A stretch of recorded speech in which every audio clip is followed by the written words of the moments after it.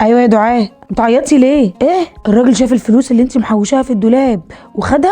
عبيطه والله، الحاجات دي ادمت قوي انك تشيلي فلوس في الدولاب. طب اقفلي علشان اقول لك واقول لكل حبايبي ازاي يحوشوا فلوس بعيد عن البيت.